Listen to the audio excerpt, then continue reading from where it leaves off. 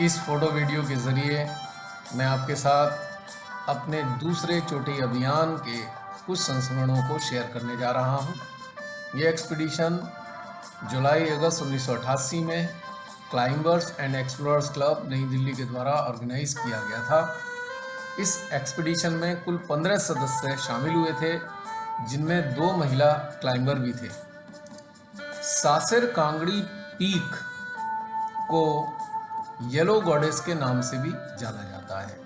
उसका कारण ये है, जब सूरज छिप रहा होता है तो उसका प्रकाश इन दोनों पीक्स पर पड़ता है और ये सोने की तरह चमक रही होती हैं, इसलिए इसका नाम येलो गॉडेस है। और लोकल भाषा में सासेर का मतलब होता है पीली और कांगड़ी का मतलब होता है चोटी, तो पीली चोटी यानी कि येलो गॉडेस। इस पीक पर सबसे पहला अटेम्प्ट 1909 में हुआ था। उसके बाद 1973 में इंडो तिब्बतन पुलिस का एक जॉइंट वेंचर था, जिसमें उन्होंने इस पीक पर चढ़ने में सफलता प्राप्त की थी, लेकिन वो ईस्टर्न साइड से क्लाइंब करके आए थे। और इसकी जो सक्सेस स्टोरी है इस साइड से, वो शुरू होती है 1987 से, जब इंडो ब्रिटिश आर्मी एक्सपीडिशन हुआ था, जिसमें 52 सदस्य थे। उन्होंने इस साइड से, यानी कि जो दिखाई दे रही है वेस्ट साइड से, इन दोनों पीक्स को क्लाइंब किया था। और इसमें सामने आप देख रहे हैं एक रिज है, जिसे नॉर्थ वेस्ट रिज कहा जाता है। इसके ज़रिए वो इन दोनों पीक को क्लाइंब करके पहुँचे थे। इसके बाद 1988 में हमारे क्लब का नंबर आता है और खुशकिस्मती से हमारा भी ये सफल अभियान रहा, दोनों ही पीक पर पुनः चढ़ने में सफलता प्राप्त की। सासर 4 पर कुल 3 सदस्य चढ़े, जिसमें श्रीवत्सा और मैं और सांगे जूनियर थे। और सासर 1 को क्लाइंब किया था हमारी टीम के लीडर मिस्टर लोहिया ने, लवराजू ने और सांगे सीनियर ने और पासांग ने। 4 लोगों ने इसको क्लाइंब किया था, यानी कि सासर 4 पे 3 लोग थे और सासर 1 पर 4 लोग पहुंचे थे। आगे की कहानी बताते हैं। तो ये था इसका थोड़ा सा एक जानकारी। 6 जुलाई 1988 को हमारी टीम को फ्लैग्ड ऑफ किया गया। सर एडमंड हिलेरी, जैसा कि आप देख रहे हैं, प्रेस कटिंग है इसमें लगी हुई, sir Edmund Hillary, Shri Brahmadatt Tiwari जो पेट्रोलियम एंड गैस मिनिस्टर थे स्टेट, और आप बीच में देख रहे हैं हमारे सीसी के प्रेसिडेंट कमांडर जोगिंदर सिंह जी। और हमारी टीम चल दी अपने गंतव्य की ओर, यानी कि अगले दिन नेहरू स्टेडियम से एक बस के द्वारा हमारी पूरी टीम पहुंची चंडीगढ़, और वहां से हमने लेह के लिए फ़्लाइट पकड़ी, जिसमें लगभग, जहाँ तक मुझे याद आ रहा है, 1 घंटा 15 मिनट का समय लगा था लैंड होने में। उसके बाद हम लोगों ने अपना सामान वामान उतारा और उसके बाद एक लेह के गेस्ट हाउस में हम लोग एकोमोडेट हुए। वो पुराने टाइप का गेस्ट हाउस था 1988 में, और यहाँ पर हमने लगभग 3 दिन का समय लगाया था, जिसमें हमें एक्लेमेटाइज होना था, हमारा मेडिकल चेकअप होना था। उसके बाद हमें आगे की यात्रा के लिए व्हीकल्स अरेंज करने थे, और यहीं पर हमारी बाकी की टीम पहुंची थी, यानी कि जो सपोर्ट टीम थी, जिनमें हमारे शेरपास थे, हायर एल्टीट्यूड रिपोर्टर्स थे, और जो हमें सहायता मिली थी आईटीबीपी की तरफ से, उन्होंने एक अपना डॉक्टर और एक उनका असिस्टेंट इस एक्सपीडिशन के लिए हमें प्रोवाइड कराया था। सारे के सारे इकट्ठे यहीं हुए, पूरा एक्लेमेंटेशन वगैरह हुआ और पूरी तैयारी की, सामान सेट किया गया।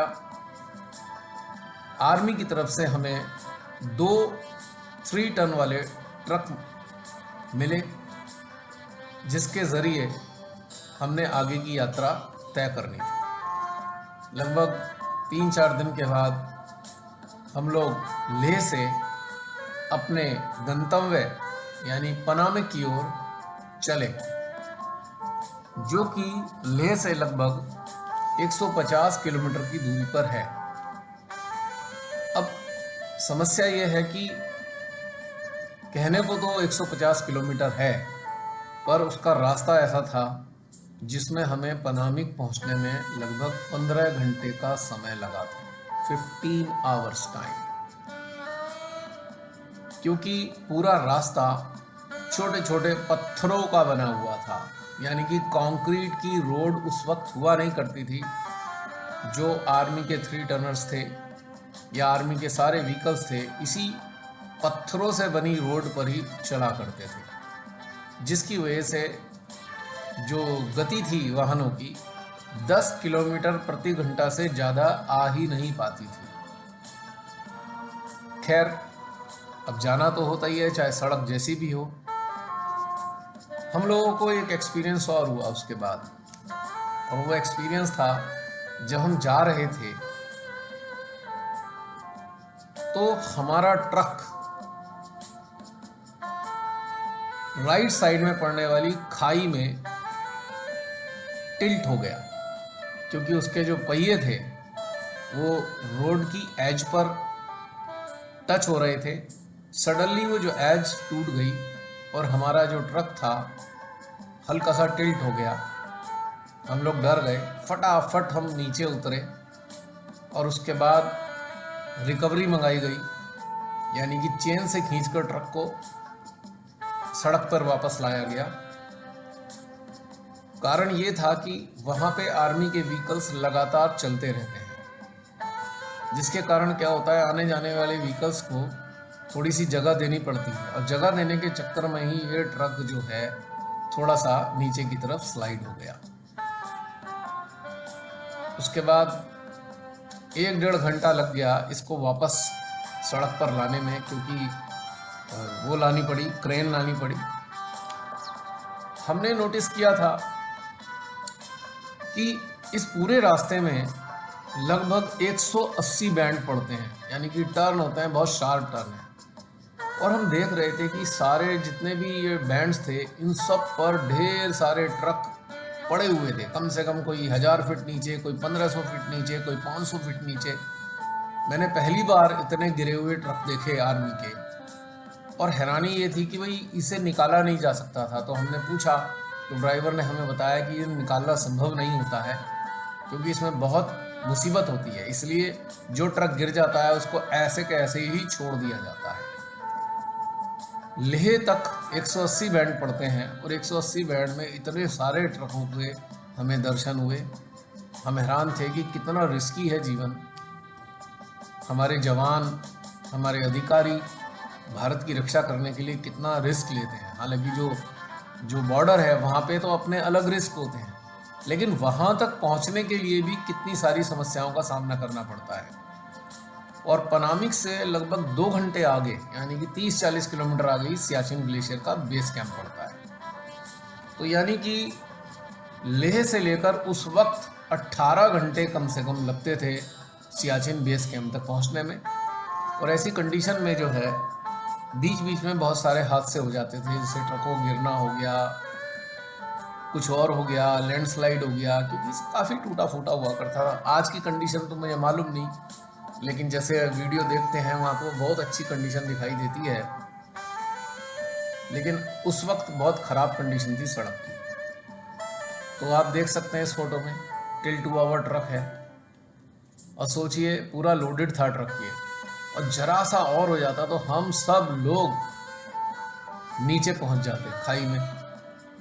हमें 2 ट्रक मिले थे, और ये पीछे वाला ट्रक था जिसमें मैं भी मौजूद था। हमारे कुछ सदस्य आगे वाले ट्रक में थे, कुछ सदस्य पीछे वाले ट्रक में थे। तो इतना खतरनाक रास्ता होता है ये, और हमारे जवान, हमारे अधिकारी कितनी मुसीबतों का सामना करते हैं हमारे भारत को, इसकी जनता को बचाए रखने के लिए। हृदय से इनके प्रति एक आभार व्यक्त होता है, क्योंकि अगर ये ना हो तो हम भी नहीं होंगे, कोई स्थान नहीं ले सकता इनका निश्चित रूप से। और सियाचिन में जो प्रॉब्लम्स हैं आप सभी जानते हैं, बहुत डिफ़िकल्टीज़ हैं सियाचिन में, जिसका कोई अंत नहीं है। डिटेल में जाएंगे तो आप हैरान रह जाएंगे, क्योंकि हमें वहाँ पे जो अधिकारी सियाचिन से वापस आते थे वो ऐसे ऐसी बातें बताते थे जिससे हमारे रोंगटे खड़े हो जाते थे निश्चित रूप से। तो कुल मिला के हम सबको, हमारे देशवासियों को, हमारे आर्मी पर्सनल्स के लिए, जो भी हमारे सिक्योरिटी फोर्सेस हैं, उनके प्रति हृदय में आभार व्यक्त करते रहना चाहिए, क्योंकि इतनी कठिन ड्यूटी होती है जिसकी कोई सीमा नहीं है, अंतहीन कठिनाइयाँ, और उसमें डटे रहते हैं हमारे जवान। अब ये फोटो है, आप देख रहे हैं, खरदुंगला का। एक समय में highest motorway road of the world कहलाती थी, हालांकि अब ये सेकंड हाईएस्ट हो गई है, क्योंकि अभी उमिंगला भी खुल गया है, जो फर्स्ट हाईएस्ट पास के रूप में जाना जा रहा है। वहाँ पे भी सुना है सड़क वड़क बन गई है, लेकिन उस वक्त ये हाईएस्ट मोटरवे रोड हुआ करती थी, खरदुंगला। और इसके साथ में ही पास में एक मंदिर भी है, जहाँ पर हम लोगों ने कुछ फ़ोटो खिंचाए, थोड़ा रुके वहाँ पे, आधा पौना घंटा रुके, मंदिर में बैठकर मंदिर के बाहर कुछ अपनी पूरी टीम की सुरक्षा के लिए प्रार्थनाएं की देवी से।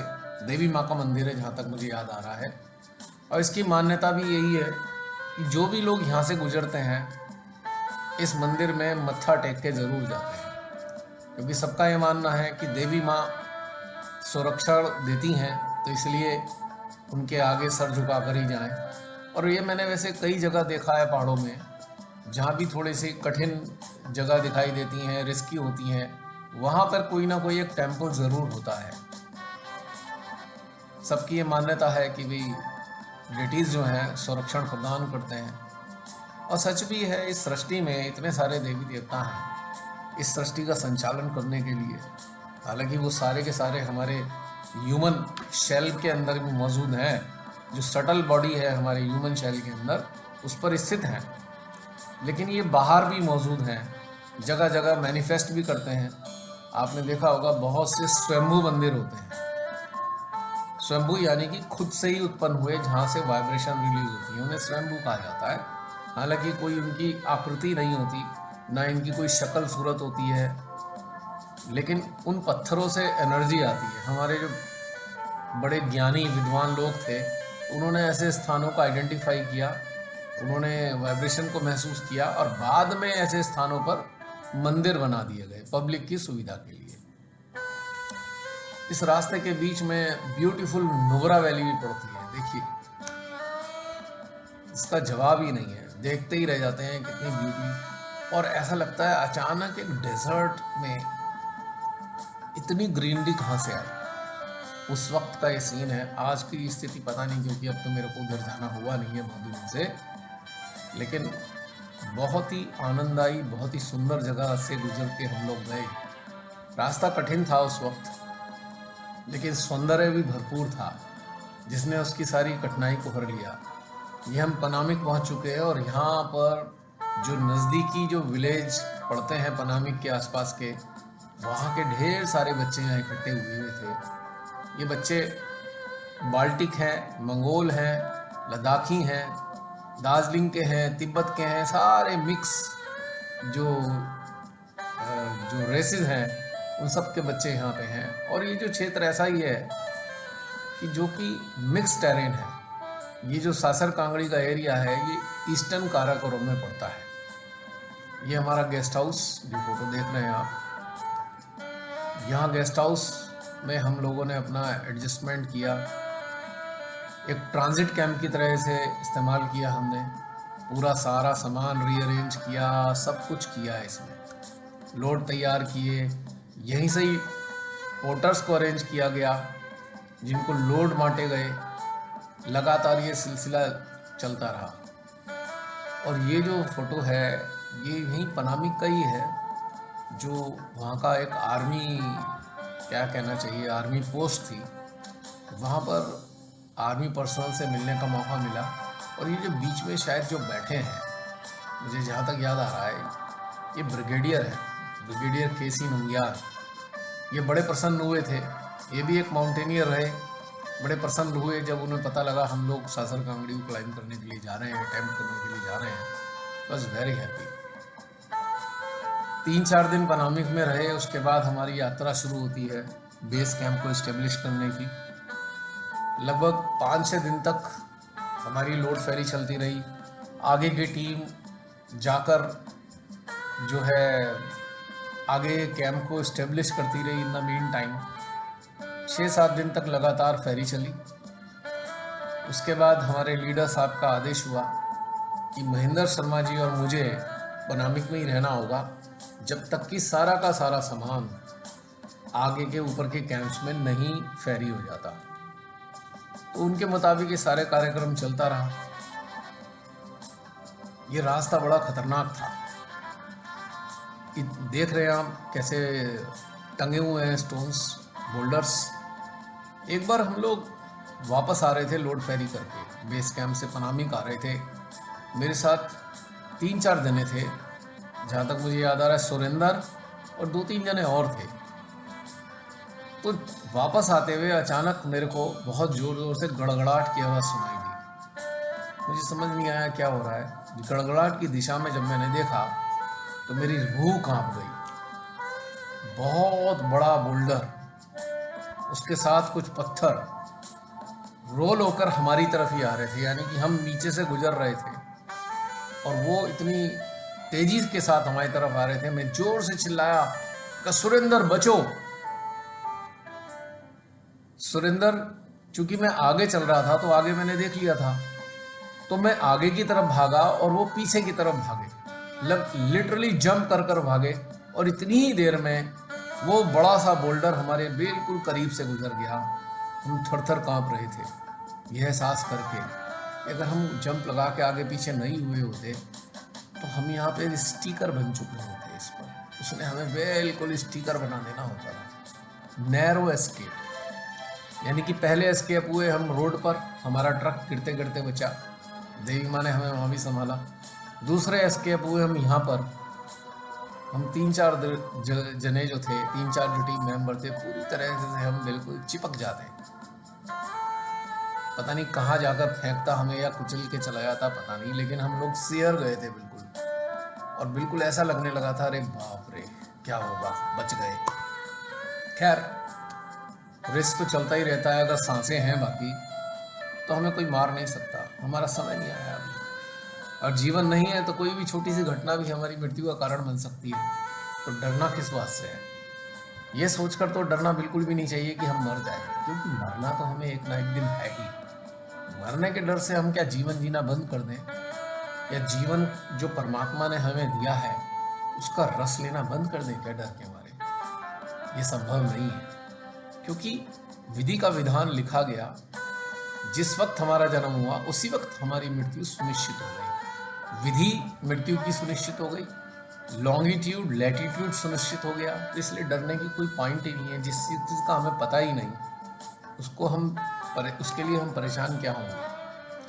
अब लोड फेरी के एंड होने के बाद में सब कुछ एंड हो गया तो एक दिन वॉकी टॉकी सेट पे हमारे लीडर साहब का कॉल आता है मेरे पास कि मुझको वो ऊपर बुला रहे थे। लेकिन उस वक्त बदकिस्मती से महेंद्र शर्मा जी की तबीयत बहुत ख़राब थी। उन्हें बहुत तेज फीवर था, लगभग 3 या 4 के करीब फीवर था और उनकी हालत बहुत ख़राब थी, उनसे चला तक नहीं जा रहा था। मैंने लीडर साहब से कहा, मैंने कहा महेंद्र जी की तबीयत बहुत ख़राब है और उनके पास कोई है ही नहीं देखभाल करने के लिए। इनके बताने के बावजूद भी उन्होंने कहा नहीं नहीं तुम उन्हें ऐसे ही छोड़ के आ जाओ। तो मैंने उनसे रिक्वेस्ट की, मैंने कहा देखिए ऐसा मत कीजिए, उनके पास कोई भी नहीं है देखने के लिए, कोई सदस्य तो हमारा होना चाहिए उनकी देखभाल करने के लिए। वो नाराज़ होकर कहने लगे जैसा मैं कह रहा हूँ वैसा करो और तुरंत तुम ऊपर आओ। फिर मुझे मजबूरी में उन्हें मना करना पड़ा। जब मैंने उन्हें मना किया कि मैं महेंद्र सिंह जी को ऐसे, महेंद्र शर्मा जी को ऐसे छोड़कर नहीं आ सकता हूँ, मेरी अंतरात्मा इस चीज़ को स्वीकार नहीं कर रही है, तो मेरे को बहुत नाराज़ हो गए। उन्होंने मुझे डांटना शुरू कर दिया। खैर कोई बात नहीं, उनकी भी अपनी मजबूरियाँ रही होंगी, मुझे मालूम नहीं, लेकिन इधर मेरी अंतरात्मा इस चीज़ के लिए तैयार नहीं थी। खैर वो नाराज़ हो गए और उन्होंने बात बंद कर दी, बात ख़त्म हो गई। उसके बाद 2-4 दिन 6 दिन बीत गए। उसके बाद उनका कॉल आता है लीडर साहब का महेंद्र जी के पास में, तो उन्होंने उनको ऊपर बुलाया कैंप में और मुझको नहीं बुलाया। तो मैं समझ गया वो मेरे से बहुत नाराज़ हैं, इस कारण से मुझे बुला नहीं रहे हैं, शायद मुझे मौका भी नहीं देने वाले पीक को अटेम्प्ट करने का। पर आई वॉज हैप्पी, क्योंकि मैं अपनी अंतरात्मा की आवाज़ सुनकर ही चलता हूँ जीवन में आज तक। चाहे किसी को बुरा लगता हो या भला लगता हो, पर मेरी ये मजबूरी है कि मैं अपने अंदर की आवाज़ को नज़रअंदाज नहीं कर सकता किसी भी कीमत पे। उस वक्त भी नहीं कर पाया, तो उनकी नाराज़गी भी मुझे झेलनी पड़ी।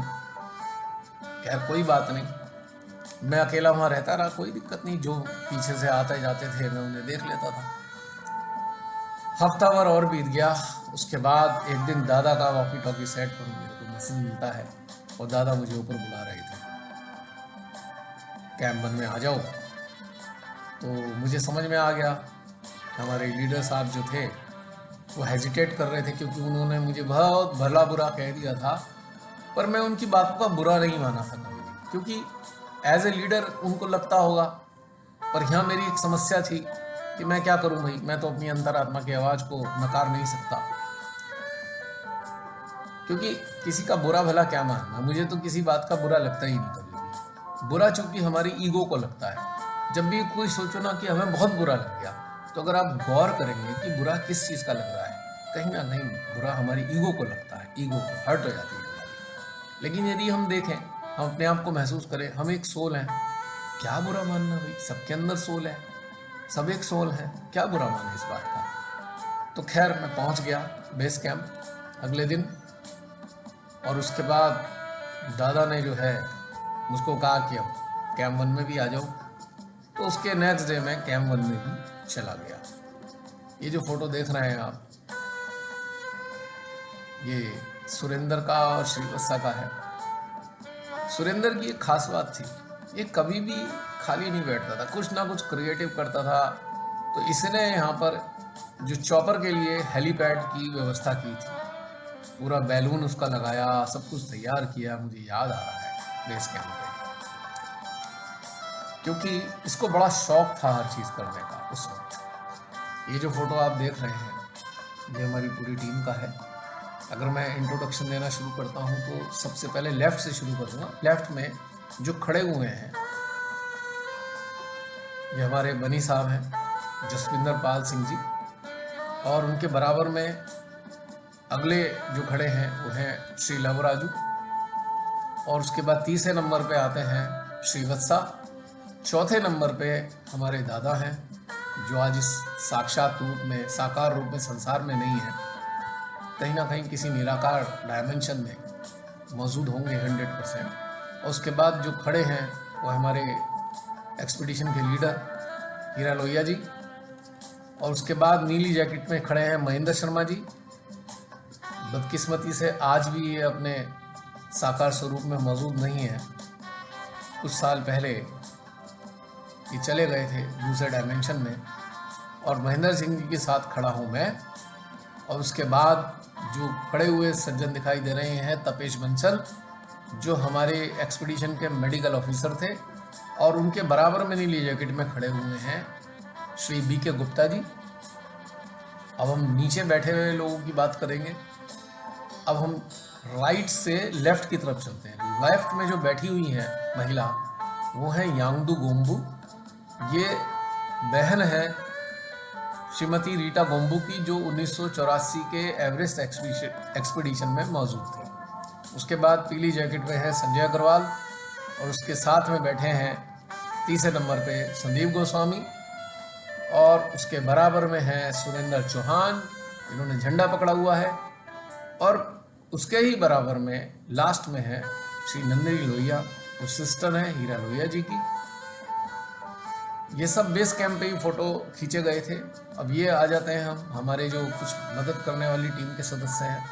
लेफ्ट में है पेम्बा और बीच में यांगदू गोम्बू, तीसरे नंबर पे शायद जगदीश है लेफ्ट से राइट, और चौथे नंबर पे सांगे जूनियर। इन्होंने भी क्लाइम किया था सासेर 4 को। और लास्ट में जो है, इसका नाम मुझे याद नहीं आ रहा क्या नाम था, अब इतनी मेमोरी काम नहीं कर रही है जो नाम भी याद आ जाए मेरे को। और ये है विहंगम दृश्य हमारे कैंप नंबर 1 से सासेर 4 और 1 का, जो बिल्कुल ठीक सामने है, बिल्कुल एक कॉनिकल फॉर्म में, एक रिज के बिल्कुल सीध में है, वो है सासेर 4। और राइट साइड में जो हाईएस्ट पॉइंट दिखाई दे रहा है बीच में, एक पहला हाईएस्ट पॉइंट दिखाई देता है, वो नहीं है, उसके पीछे जो हाईएस्ट पॉइंट है छोटा सा, वो है सासेर 1। कितनी खूबसूरत लगती है। मुझे याद आ रहा है जब फुल मून होता था ना, तो ऐसा लगता था कि जैसे चांदी बिखर गई हो, इतनी बड़ी मात्रा में चांदी। आहा हा, क्या नज़ारे थे, भूल नहीं सकते वो क्षण। बड़े खूबसूरत क्षण बिताए हैं। भगवान ने हमें इतने अच्छे अवसर दिए प्रकृति के अप्रीतम सौंदर्य को निहारने का, उसे एब्जॉर्ब करने का, उसका आनंद लेने का। यहाँ से कैंप 1 से भी जो है हमारी लोड फेरी कैंप 2 के लिए शुरू हो चुकी थी। बीच बीच में कभी थोड़ी बहुत धूप निकलती थी तो सब आराम से धूप सेकने का आनंद लेते थे, रिलैक्स करते थे, क्योंकि लोड फेरी में काफ़ी थक जाते हैं। और ये चल रहा है मसाज का काम, आप देख सकते हैं। कैंप 1 बहुत ही खूबसूरत था, बड़ा आनंद आता था यहाँ पे, क्योंकि यहाँ पूरी तरह स्नो नहीं थी, तो पानी वानी भी मिल जाता था थोड़ा। ये देखिए पूरी टीम आनंद ले रही है धूप का, मजा आ रहा है। क्या एहसास था, याद आ रहा है वो सारे दिन। एक जज्बा होता था कि वो कामयाब होंगे और उसी के हिसाब से प्रयास होते थे। ये देखिए थोड़ी मॉडलिंग भी चली हर चीज चलती है। ये अलग अलग दिन के फोटोग्राफ्स हैं, सारे एक से एक ही दिन के नहीं है। जैसे जैसे जब भी धूप निकलती थी कोई ना कोई फोटो खींच लेता था। मुझे नहीं मालूम ये फोटो किसने खींचे हैं, क्योंकि मेरे को ये भी नहीं मालूम मेरे पे ये फोटो आए किस तरीके से थे, किसने खींचे थे। लेकिन देख सकते हैं थोड़ा स्नोफॉल भी हो जाता था, तो ऐसी स्थिति होती थी, क्योंकि कभी स्लीपिंग बैग सुखा रहे हैं, कभी इक्विपमेंट सुखा रहे हैं, गीले हो जाते थे आते जाते। ये देखिए अभी भी चल रहा है।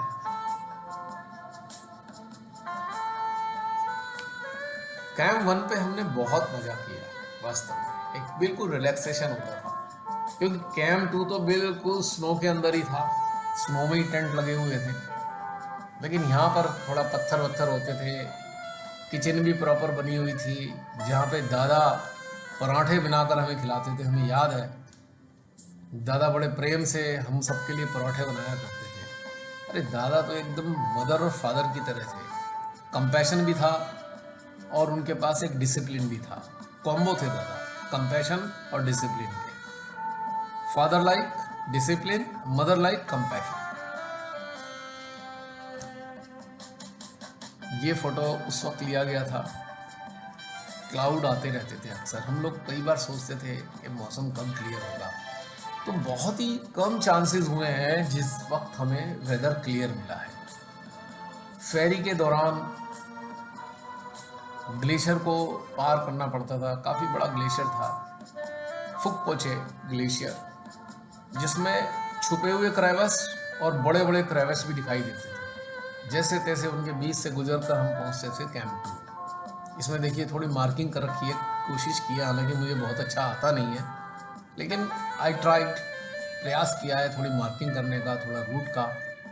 आप इसमें देख सकते हैं C1 से सीधा रास्ता जाता है, वो बड़ा सा ग्लेशियर क्रॉस करके राइट हैंड में ये जो ट्रायंगल है रॉकी, इसके पार राइट हैंड में शिफ्ट होते हैं, तो उसके बाद लेफ्ट में जाते हैं, इस रॉक के पीछे हमारा कैंप है जो यहाँ से दिखाई नहीं दे रहा है।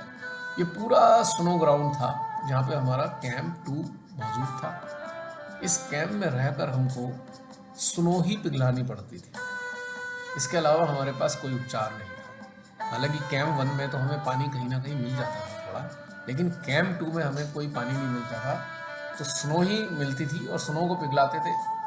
अगर 1 किलो स्नो है तो उसमें 400 ml ही वाटर निकलेगा, यानी कि स्नो से जो पानी एक्सक्रीट होता है या मेल्ट होता है उसमें 40% के करीब हमें मिल जाता है।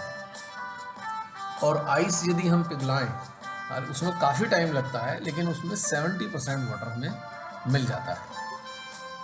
और इसका आप देख रहे हैं मार्किंग के समय वो जो सामने C3 का जो एक आपको नज़ारे नज़र आ रहे हैं C3 के, ये पूरी एक 80 डिग्री की वॉल है। कैंप 3 तक पहुंचने में हमको लगभग 11 घंटे लगते थे, खास तौर से मुझे। हालांकि शेरपास की स्पीड तो होती है, उन्होंने ही सारा रूट फिक्स किया है, लेकिन 11 आवर्स लगते थे, काफ़ी डिफिकल्ट था। बेस से ही जो है रोप फिक्स करनी पड़ गई थी, बेस से ही। और मुझे जहाँ तक याद आ रहा है पूरे एक्सपीडिशन में सारे कैंप्स में हमें लगभग 7-7.5 हज़ार फीट रोप को फिक्स करना पड़ा था, क्योंकि कई जगह डाइसी पैचेज आते थे। एक घटना मुझे याद आ रही है, बेस कैंप 2 से फेरी करके हम लोग वापस आ रहे थे, रोप अप थे हम लोग, उस रूप में सांगे सीनियर और महेंद्र जी थे और मैं थे। हम लोग वापस आ रहे थे, सडनली महेंद्र जी का पैर एक हिडन क्रेवस पे पड़ा और वो नीचे फिसल कर लटक गए। महेंद्र जी का वजन भी काफ़ी अच्छा खासा था, हम दोनों को बहुत ज़ोर से जर्क लगा। खैर हमने किसी तरीके से अपनी आइसेक्स को एंकर किया और हम लोग उस लोड्स के झटके से खींचकर क्रेवस तक मुहाने तक आ गए थे, लेकिन नीचे नहीं गिरे। और हमने जैसे तैसे मशक्क़त करके हम दोनों ने मिल के महेंद्र जी को ऊपर खींचा। It was a very difficult experience, और उनको भी थोड़ा परेशानी, क्रेवस काफ़ी गहरी थी। और मुझे याद है उनके खींचने के चक्कर में मेरा जो ब्लू रंग का हैट था मैक्स का, वो सीधा क्रेवस में चला गया था उड़ता हुआ। वहाँ मैंने अपना हैट खो दिया था, नीले रंग का ब्लू मैक्स का हैट था कैनवस का। और ये भी सेकंड कैंप का ही फोटो है, आप देख सकते हैं। इसमें जो दिखाई दे रहे हैं कोयलू राम है राइट साइड में, और ये शायद लेफ्ट में शायद सुरेंद्र है, मुझे याद आ रहा है जहाँ तक। रोड फेरी के दौरान एक दिन हमें पता लगता है कि सुरेंद्र कैंप 3 की तरफ जाने वाली वॉल पर बहुत बुरी तरह पत्थर से हिट हो गया है, उसका फोरहेड खुल गया है। उसके बाद उसको लाया गया नीचे, शेरबाज ने किस तरह वॉल से नीचे उतारा और वो कैंप नंबर 1 तक लेके आए। फिर वहाँ पर जो ITBP के जो वो थे, क्या कहते हैं, डॉक्टर, उन्होंने सुरेंद्र की स्टिचिंग की। और अफसोस की बात ये थी हम लोग गलती से अपने मेडिकल बॉक्स में स्टिचिंग वाली किट भूल गए थे, तो उनके लिए बड़ी समस्या हो गई थी भी क्या करें ऐसे में। तो सुई धागा रखा था जो कपड़े सिलने का होता है। अब कमाल की बात यह है कि सुई धागे से ही जो ITBP के डॉक्टर थे उन्होंने सुरेंद्र के घाव को, इतना बड़ा घाव था कम से कम 2.5-3 इंच का और आधा इंच ही चौड़ा हो चुका था घाव वो, उसको स्टिच किया। लगभग 18 स्टिचेस आए थे। और यहाँ मैं सुरेंद्र की भी तारीफ करूँगा, इतनी स्ट्रांग विल पावर उसकी मैंने देखी है। इतने सीवियर इंजरी के बावजूद भी उसके अंदर पूरी ताकत बनी हुई थी, पूरा संघर्ष के साथ में उसने अपने आप को संभाला हुआ था। हालांकि जब वॉल पे जब हिट हुआ था तो वो अनकॉन्शियस हो गया था, उसको अनकॉन्शियस स्टेट में ही उसके जख्म में जो टॉयलेट पेपर होता है उसे भर कर उसे नीचे लाए थे, क्योंकि एक्सेसिव ब्लीडिंग हो रही थी। तो ये बड़ी ही एक ऐसी दुर्भाग्यपूर्ण घटना घटित हुई। अगर सुरेंद्र को ये सब नहीं होता, डेफिनेटली मुझे विश्वास था वो पीक क्लाइंब 100% करता, पर क्या करें, ऐसे में कुछ भी नहीं किया जा सकता। खैर उसको नीचे लेके गए, हम सब लोग मिलकर बारी बारी से उसको बेस कैंप तक ले गए। उसके बाद वहाँ पे चॉपर मंगाया गया। चॉपर आया, सुरेंद्र को उसमें बिठाया, उसको परतापुर एक जो सियाचिन का ड्रॉपिंग सेंटर है वहाँ पर उसको थोड़ी मेडिकल एड दी गई। उसके बाद उसे नीचे भेज दिया गया। बड़ा दिल दुखी हुआ, एक सैड न्यूज़ थी हमारे लिए, एक सैड घटना थी हमारे लिए, लेकिन मानना पड़ेगा सुरेंद्र की, दाद देनी पड़ेगी उसकी हिम्मत की। उसने कैसे तैसे करके अपने आप को पूरा संभाल कर रखा था और पूरा कोऑपरेट किया। इतना बड़ा घाव खुला हुआ हमारे सामने था, हमारा दिल हिल गया था देख के इसके जख्म को, लेकिन फिर भी उसने अपने आप को कैसे तैसे संभाला और सबको पूरा कोऑपरेट किया। कोई तकलीफ नहीं महसूस करी कि भी ठीक है, अब हो गया सो हो गया। आज भी मेरा हृदय सुरेंद्र की इस विल पावर को सैल्यूट करता है, आज भी निश्चित रूप से। पर अफसोस था उसका पीक अटेम्प्ट मिस हो गया। घटना के बाद हम सब लोग पुनः पीक के अटेम्प्ट में सक्रिय हो गए। मेरे को भी कैंप 2 बुलाया गया। मेरे आने से पहले काफ़ी लोग ट्राई कर चुके थे, लेकिन 3rd कैंप तक नहीं पहुंच पाए थे कोई भी। शायद 21-22 हज़ार फीट तक ही जा पाए थे और आगे आइस और रॉक का जो कॉम्बिनेशन था उसको क्रॉस करना मुश्किल दिखाई दे रहा था। जब मुझे वहाँ बुलाया गया तो सबसे पहले ट्रायल हुआ वॉल पे मूवमेंट का।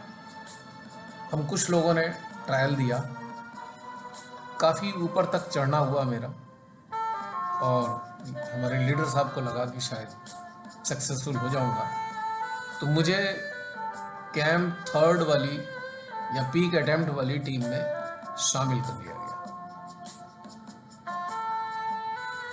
अब उसके 1-2 दिन बाद कोशिश की गई, पहला अटेम्प्ट किया गया। पहला अटेम्प्ट तो बता ही दिया मैंने कि वो फेल हो गया था। उसके बाद दूसरा अटेम्प्ट हुआ। दूसरे अटेम्प्ट में हम 7 लोग थे, जिसमें हमारे लोहिया साहब, लावराजू, श्रीवत्सा, मैं, सांगे सीनियर, सांगे जूनियर, कोयलू राम, हाँ, और 8वां पासांग। 8 लोग थे हम दूसरे अटेम्प्ट में। हम लोगों ने सफलता हासिल कर ली। हम लोग 3rd कैंप पहुंच गए, जो लगभग 22,600 फीट की हाइट का था, और अपना टेंट लगाए। 2 टेंट हमने लगाए, 4-4 लोगों को फॉर्मेट टेंट, और हमने प्रतीक्षा की कि भाई अगले दिन उठेंगे, पीक क्लाइंब करने के लिए जाएंगे। लेकिन अफसोस की बात, जैसे ही हम वहाँ पहुँचे हैं स्नोफॉल शुरू हो गया। लगभग 3 दिन तक लगातार स्नोफॉल चलता रहा। अब ऐसा लगने लगा कि मौसम ठीक नहीं होगा, तो हमारे लीडर साहब ने विचार विमर्श किया सबके साथ बैठकर, और डिसाइड हुआ कि हमको वापस जाना होगा, क्योंकि कोई फ़ायदा नहीं यहाँ पे बैठ के राशन ही ख़त्म कर रहे हैं। तो हमने क्या किया, अपना कुछ सामान डंप किया और हम लोग वापस नीचे आ गए कैंप में, और प्रतीक्षा की कि मौसम जो है इस तरह साफ हो जाए। पहला अटेम्प्ट 11 अगस्त को किया गया, दूसरा अटेम्प्ट 14 अगस्त को किया गया।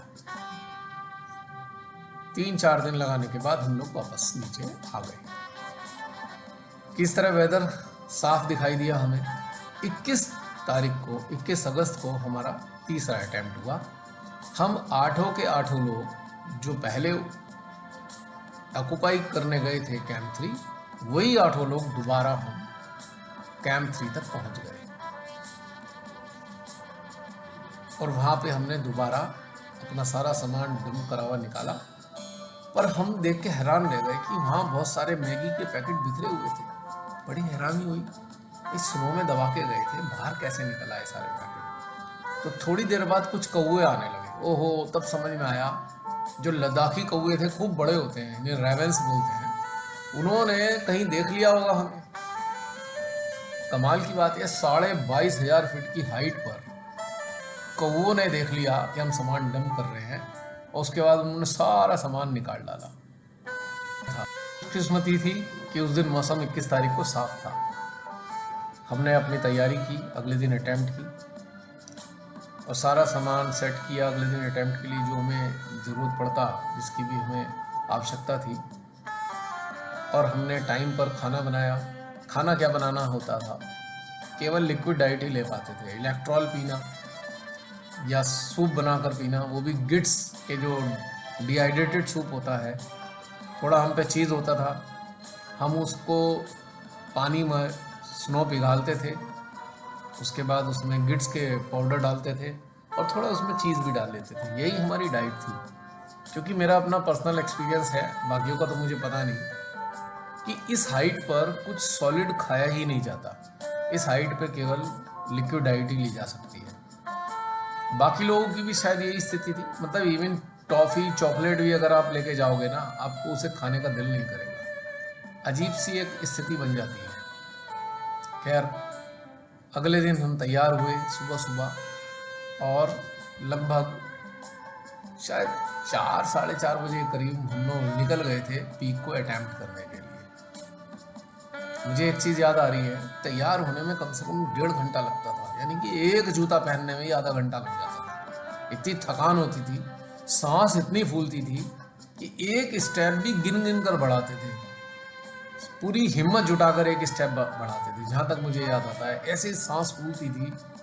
लीडर साहब ने डिसाइड किया रात को कि सासर 4 पे 3 लोग जाएंगे, सांगे जूनियर, श्रीवत्सा और मैं, और वो खुद लावराजू, पासांग और सांगे सीनियर जाएंगे पीक 1 पर अटेम्प्ट करने के लिए। तो एज पर शेड्यूल हम लोग सुबह उठकर निकल गए। 1.5 से 2 घंटे के करीब का समय लगा एक सैडल तक पहुंचने में, जो एक इसका जंक्शन है, पीक 4 का और सासर 4 और सासर 1 का एक जंक्शन पॉइंट है। लगभग वहाँ तक पहुँचने में लगभग 2 घंटे का टाइम लगा। हम दोनों ही टीम पूरी तरह रोकअप थी। वहाँ से हम लोग मुड़ गए लेफ़्ट साइड की तरफ, सासर 4 की ओर। ये जो पीक आप देख रहे हैं, ये सासर 4 है। और राइट साइड की तरफ वो लोग चले गए। एक बड़ा सा रिज आपको आगे फोटो में दिखाई देगा, वो सासर 1 का है। हम लोग धीरे धीरे आगे बढ़ते गए रोप अप होकर। पूरा पाउडर स्नो था, नी तक कई बार पैर घुस जाते थे, काफ़ी डिफ़िकल्टीज हो रही थी। कैंप 3 से सासर 4 की टॉप तक पहुंचने में मैं समझता हूँ लगभग 5 घंटे का समय, शायद 4 से 5 घंटे का समय लग गया था। हम 4 या 5 बजे के करीब के चले हुए थे, और मुझे याद आ रहा है जहाँ तक कि शायद 11 या सवा 11 का टाइम था जो हम पीक के टॉप तक पहुँचे थे। वहाँ पहुँचकर बड़ा अच्छा लगा। ये मेरे जीवन की पहली पीक थी जिसको क्लाइंब करने का सौभाग्य मुझे प्राप्त हुआ था। परमात्मा ने मुझे सौभाग्य प्रदान किया। और सच बताता हूँ कि किसी भी पीक की चोटी पर खड़े होकर आपको ऐसी फीलिंग होती है कि जैसे आप टॉप ऑफ द वर्ल्ड हो, क्योंकि इतने दिनों से, महीने से प्रयास किया होता है, इतनी तैयारी की होती है कि हम पीक पर चढ़ेंगे। फाइनली पीक पर पहुंच गए और दिल गदगद हो रहा था। और यहाँ पर मैंने याद किया अपने आँखों के डॉक्टर PS हरडिया को, जो मध्य प्रदेश में इंदौर में थे, जिन्होंने 1986 में मेरी आँखों का ऑपरेशन किया था। मेरे को दूर की दृष्टि कमज़ोर थी, तो उन्होंने अपने हाथ से डायमंड कटर से मेरी आँखों को, कॉर्निया को हल्का सा काटा था, जिससे फोकसिंग ठीक हो गई थी। इसको रेडियल केरोटोटॉमी कहा जाता था। आज तो आँखों का ऑपरेशन लेज़र से होता है और वो बहुत आसान है, लेकिन उस वक्त मैंने उन्हें याद किया और मैंने नीचे आकर उनको एक चिट्ठी भी लिखी थी because of you I could enjoy peak, top of the peak. क्योंकि स्पैक्स जो है हर्डल ही तो होते हैं। अब ये सारे आप फोटो देख सकते हैं, 360 डिग्री एंगल के फोटो ये टॉप से लिए हुए हैं, चारों तरफ के लिए हुए हैं। आप देख सकते हैं क्या खूबसूरत विहंगम दृश्य दिखाई देता है। ग्लेशियर आपको नदियों की तरह दिखाई देते हैं जगह जगह। पीक के कितनी सारी पीक्स हैं, मैं आइडेंटिफाई नहीं कर सकता। चारों तरफ से आपको ग्लेशियर ही ग्लेशियर दिखाई देते हैं, हर पीक के कुछ ग्लेशियर होते हैं। बड़ा आनंद आ रहा था यहाँ पर। ठंड बहुत थी, बहुत ज़्यादा ठंड थी कि ग्लव से उंगलियां बाहर निकालते ही बिल्कुल चिल्ड हो जाती थी, और मेरी मूंछों पर पूरी तरह स्नो जम चुकी थी। सांस बहुत फूल रही थी। ये जो फोटो देख रहे हैं ये सासर वन के रूप का है। ये देखिए ग्लेशियर, मजा लीजिए ग्लेशियर का। अब मुझे नहीं पता कौन सा डायरेक्शन है ये, पर चारों तरफ के फोटो लेकर हमें बहुत मजा आ रहा था। कम से कम टॉप पर हमने शायद 1 से 1.5 घंटा बिताया होगा फोटो खींचने में, क्योंकि अंदर इतना उत्साह था। हालांकि ठंड बहुत लग रही थी। पूरी फेदर जैकेट, पूरा जो लंबा वाला सूट है फेदर का वो पहन रखा था, लेकिन फिर भी चिलिंग थी। हालत खराब हो रही थी, नाक से पानी आ रहा था और हाथों हाथ जमे जा रहा था ठंड के कारण। ये देखिए ये फोटो है black and white. Right side में सांगे जूनियर हैं और लेफ्ट साइड में मैं हूँ। होल्ड कर रखा है भारत के शान को, तिरंगे को, और बड़ा गौरवान्वित महसूस कर रहे थे हम लोग तिरंगे को फहराकर। वाकई हमारा भारत महान है और उसके पीछे की भावना भी उतनी ही महान है।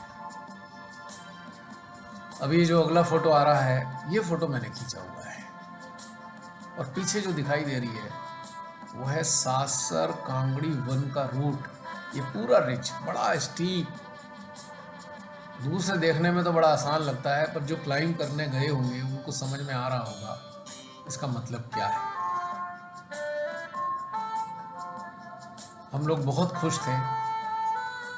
1-1.5 घंटा बिताने के बाद में हम धीरे धीरे अपना नीचे की जाने की सोचने लगे, और हमने देखने का प्रयास किया कि हमारी बाकी टीम जो है सासर वन पे जो जा रही थी वो क्या दिख रही है।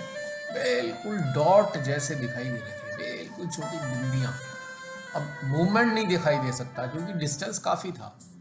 हालांकि इतनी बड़ी पीक है, इतने बड़ा रिज है, दिख तो रहा है वो, लेकिन उस पर जो डॉट जैसे चलते हुए दिखाई दे रहे थे, उनके लिए हमारे हृदय में गुड विशेस फ्लो कर रही थी। हम चाहते थे कि वो लोग कामयाब हो जाएं। तो हमारे इसी भाव में हम लोग जो है वहाँ पर बिताकर नीचे आते चले गए, जैसे इंजन चल गया हो।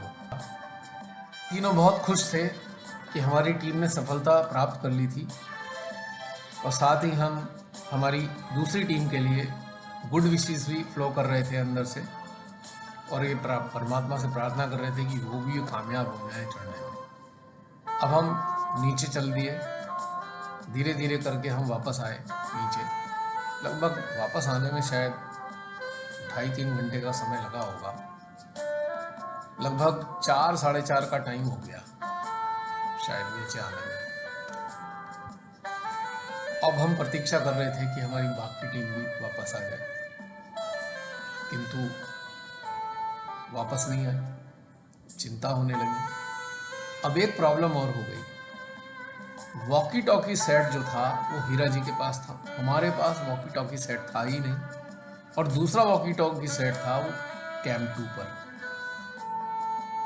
अब उनकी स्थिति का पता कैंप 2 वालों को तो हो सकता है क्योंकि आपस में कम्युनिकेट कर रहे होंगे, पर हमें नहीं पता। और स्थिति ये थी कि अगर कोई दिक्कत आती है तो कैंप 2 से कैंप 3 तक कोई पहुंच नहीं सकता, और हमें उनका पता नहीं कि उनकी स्थिति क्या है। मैं प्रतीक्षा करते हुए इंतजार करता रहा। श्रीवत्सा से कहा भाई अभी तक नहीं आए, अंधेरा भी हो गया। इधर कोयलू राम को बहुत तेज फीवर था, बुखार हो गया था उसको ठंड के कारण, तो वो परेशान हो रहा था। उसे क्रोसिन वगैरह दी, मेडिसिन दी, उसे पानी वानी बना के दिया। अब श्रीवत्सा और हम बाहर टहलने लगे टेंट से बाहर, और देख रहे कहीं कोई लाइट दिखाई दे, कहीं कोई ऐसा सिग्नल नज़र आए जिससे पता लगे कि भी टीम आ रही है वापस। काफ़ी देर तक हम 10-11 बज गए हमें, पर हम दुखी हो गए। हमें लगा समथिंग इज रॉन्ग, कुछ गड़बड़ है। हृदय में आशंकाएं जन्म ले रही थी, अलग अलग तरह की आशंकाएं जन्म ले रही थी, और हमें लग रहा था कि भाई वो तो नहीं हो गया जो नहीं होना चाहिए। खैर जैसे तैसे सुबह हुई,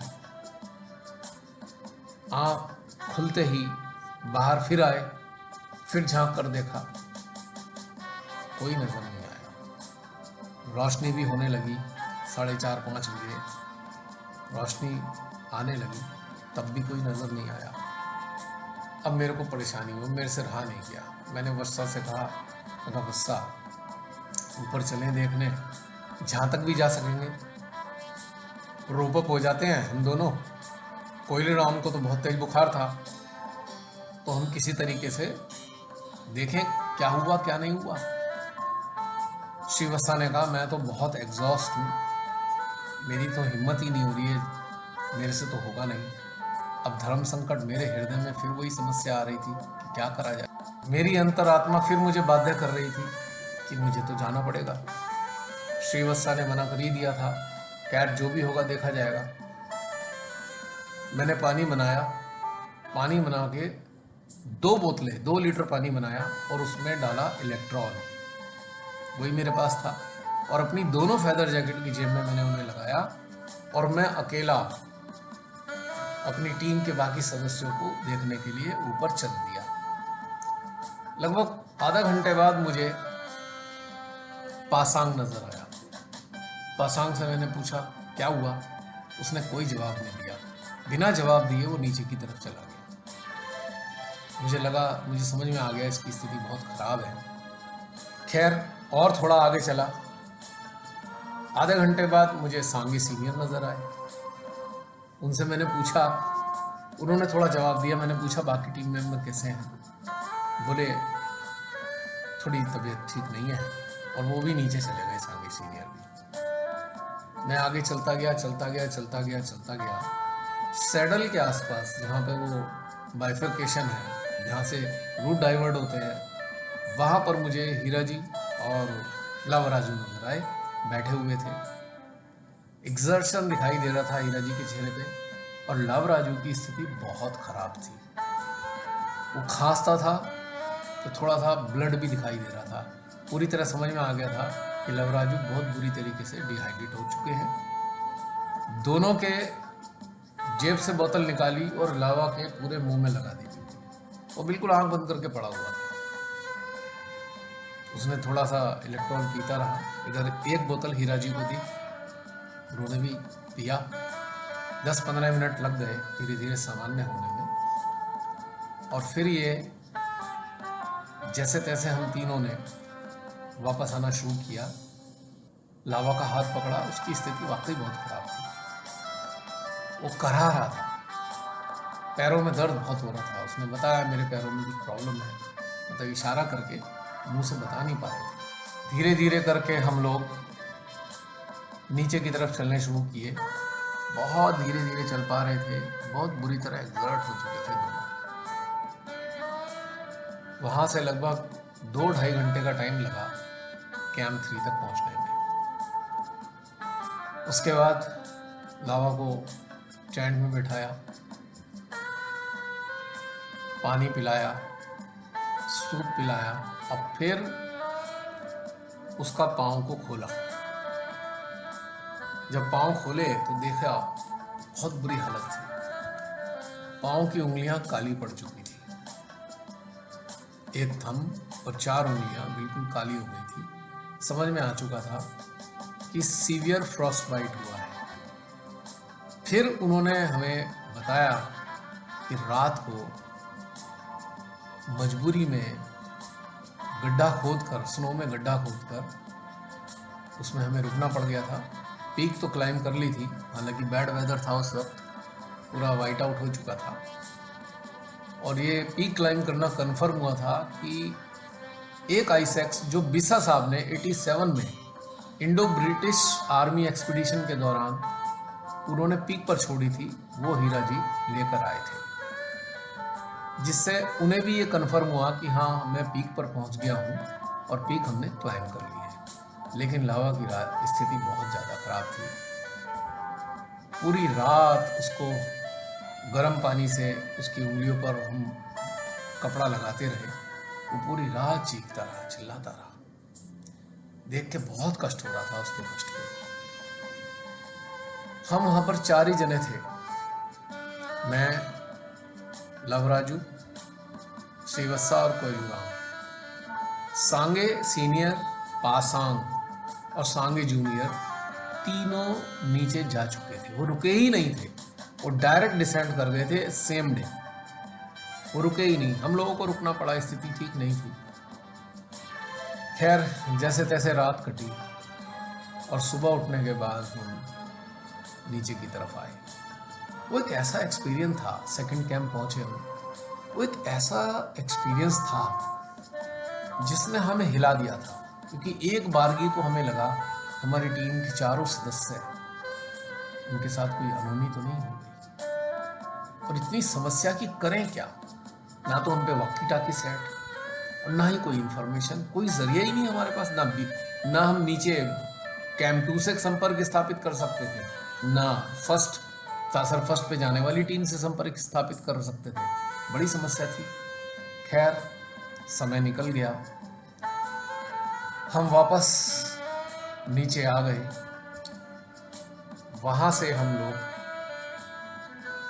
अपने बेस कैंप पहुंचे। बेस कैंप से फिर हम पनामी की तरफ चले।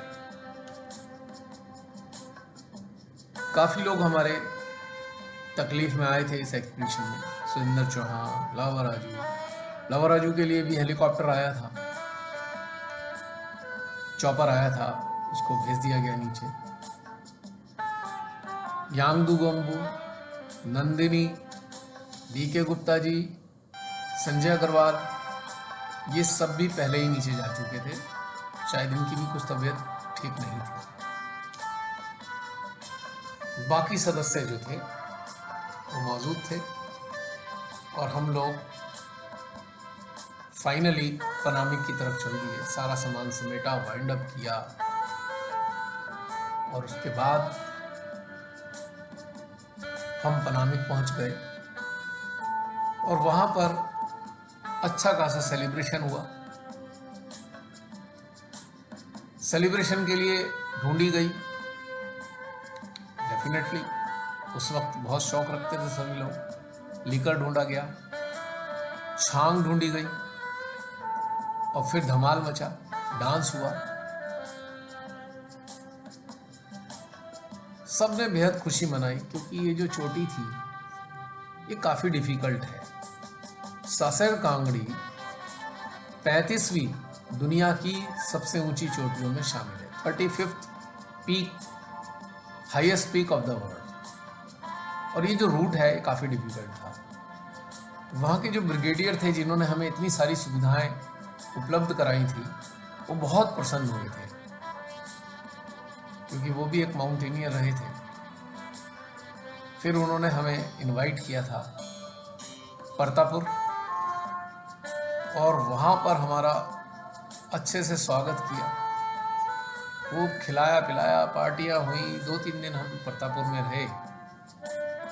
मुझे याद आ रहा है परतापुर के कुछ घटनाक्रम। उन्होंने 2 ऑर्डरली हमारे लिए अपॉइंट कर दिए थे। कॉटेज थी, उनका नाम, वहाँ की जो रिवर थी उनके नाम पर कॉटेज का नाम रखा गया था। 2 ऑर्डरली जो है हर कॉटेज पे हमारी अपॉइंट कर दिए। अब हमारी समस्या क्या थी ऑर्डरली से, वो ये थी कि ना वो हमें जूते बांधने दें, ना वो हमें शर्ट पहनने दें अपने आप। वो भाग के आते, हमें शर्ट पहनाने लगते, हमें जूते बांधने। हमें बड़ी शर्म आए क्योंकि हम तो इस चीज़ के आदी नहीं, हम आर्मी पर्सनल्स नहीं। वहाँ पे तो ये सब रहता है। पर हमने उनसे रिक्वेस्ट की, भाई देखो ऐसा है कि आपकी ड्यूटी लगी हुई है, प्लीज़ ये सब मत करो। उन्होंने कहा साहब अगर हमने ये सब नहीं किया हमें बहुत ज़ोर से डांट पड़ेगी। उन्होंने कहा ठीक है, आप लोग ड्यूटी पे रहो, प्लीज़ ये सब मत करो, हम लोग इसके लिए आदी नहीं है, हमसे ये झेला नहीं जाएगा इतना। इस प्रकार का सम्मान हमारे लिए तो बड़ा आश्चर्यजनक और बड़ा अनकंफर्टेबल फील करा रहा था। लेकिन वहाँ बहुत अच्छा लगा, बहुत आनंद आया। पनानमिक में आके भी हमें बहुत सारी स्टोरीज पता लगी सियाचिन से रिलेटेड, क्योंकि जो भी वहाँ से लोग आते थे सियाचिन से, बहुत सारी कहानियाँ बताते थे। ब्रिगेडियर साहब ने हमारे लिए एक एग्जीबिशन लगवाई जिसमें कैप्चर्ड एमिनिशन, आर्म्स वगैरह थे जो पाकिस्तान से छीने गए थे। वहाँ पर एक चीज़ रखी हुई थी, एक एल्युमिनियम का एक आकृति थी, जैसे कोई कलाकृति सी होती है ना। तो मैंने उससे पूछा आउट ऑफ क्यूरियोसिटी, मैंने कहा सर ये क्या चीज़ है? तो उन्होंने कहा ये प्रेशर कुकर है। Pressure cooker? बोले हाँ, दुश्मन ने हीट सीकर मिसाइल छोड़ी थी और हमारे जो सैनिक थे वो बंकर में खाना बना रहे थे, तो मिसाइल बंकर में आकर फटी थी।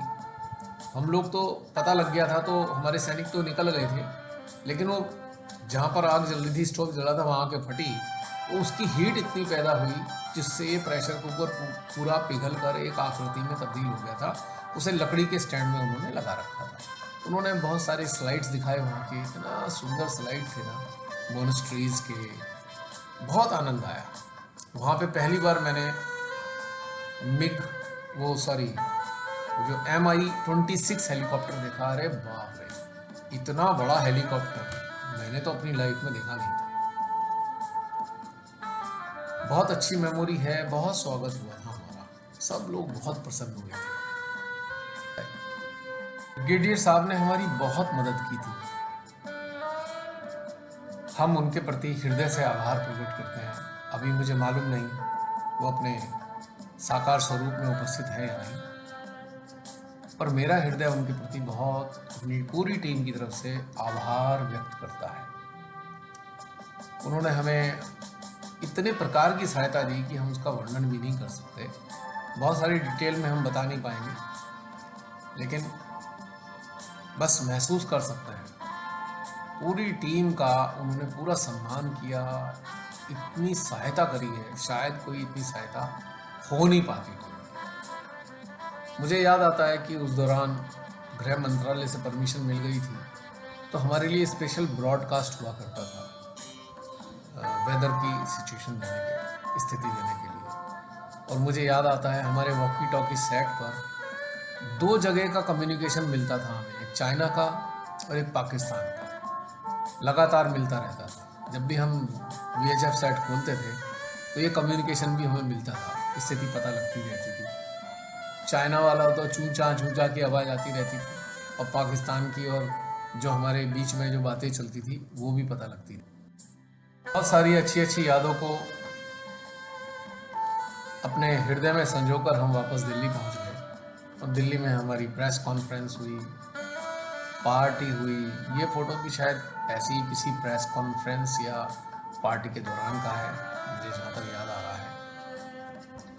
हम लोग ऐसा महसूस कर रहे थे, खासतौर से मैं तो, जैसे पता नहीं क्या मिल गया हो। मतलब एक ऐसा अद्भुत एहसास होता है जिसका शब्दों में बयान करना बड़ा कठिन है, लेकिन उसको हम आराम से अंदर से जीते हैं और गौरवान्वित महसूस होते हैं।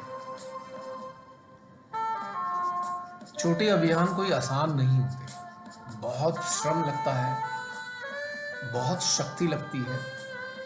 शारीरिक शक्ति से भी ज़्यादा आत्मिक शक्ति चाहिए, आत्मिक बल चाहिए पीक एक्सपीडिशंस में, क्योंकि इतनी विपरीत कठिनाइयाँ होती हैं, इतनी विपरीत स्थितियाँ होती हैं, इतने हालात खराब हो जाते हैं कि आपको सर्वाइवल के लिए अपनी पूरी शक्ति लगानी पड़ती है। और यदि एक्सपीडिशन सक्सेसफुल हो जाए फिर तो क्या कहें। बस 2 दुखद स्मृतियों के साथ हमारा ये एहसास रहा, एक सुरेंद्र का जो बैडली हिट हुआ, दूसरा लावराजू।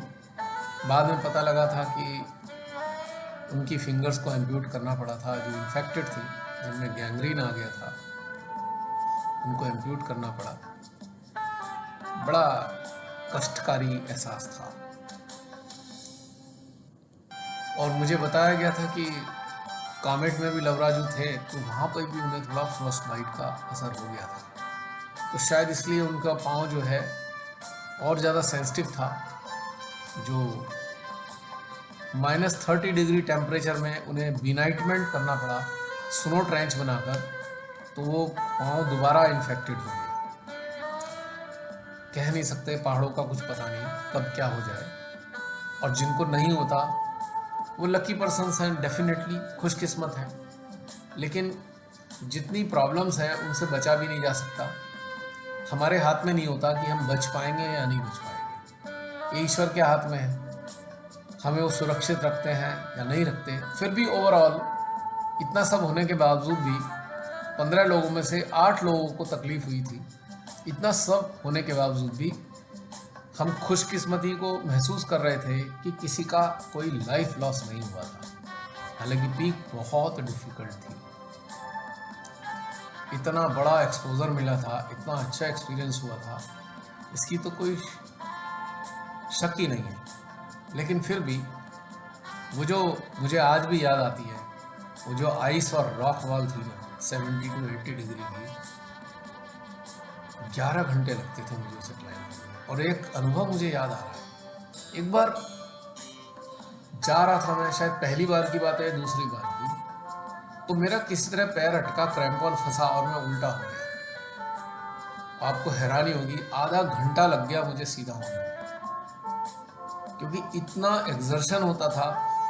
और अगर थोड़ी जान बिल्कुल नहीं होती ना, तो शायद वहीं पे लटका हुआ एंड हो जाता जीवन। ऐसे कई बार ऐसे किस्से हुए हैं कि क्लाइंबर्स बहुत ज़्यादा थक जाते हैं और थकने के बाद वो हाइपोथर्मिया के शिकार होते हैं और वहीं पर फिर दम तोड़ देते हैं। लकी था, ये सब कुछ नहीं हुआ।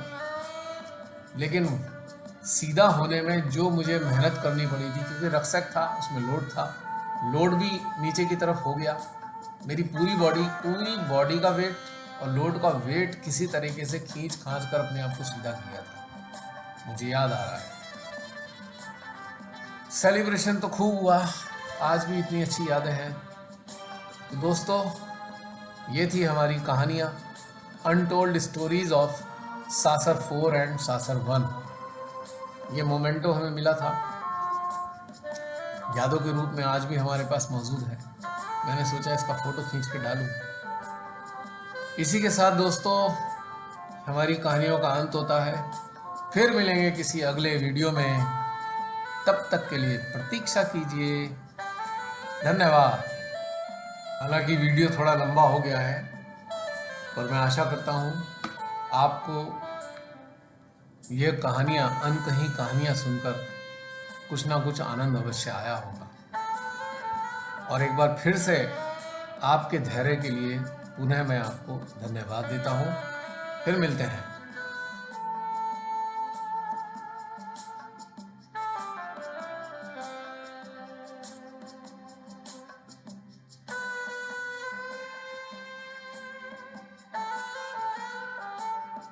तो जो बताया गया है उसमें करेक्शन करना है। एक्चुअली थर्ड अटेम्प्ट में हम 21 अगस्त 1988 को थर्ड कैंप को ऑक्यूपाई करने गए थे और वहाँ पर हमने 2 दिन तक प्रतीक्षा की वेदर को साफ होने की। उसके बाद हमने फाइनली पीक का जो अटेम्प्ट किया था 24 अगस्त 1988 को किया था।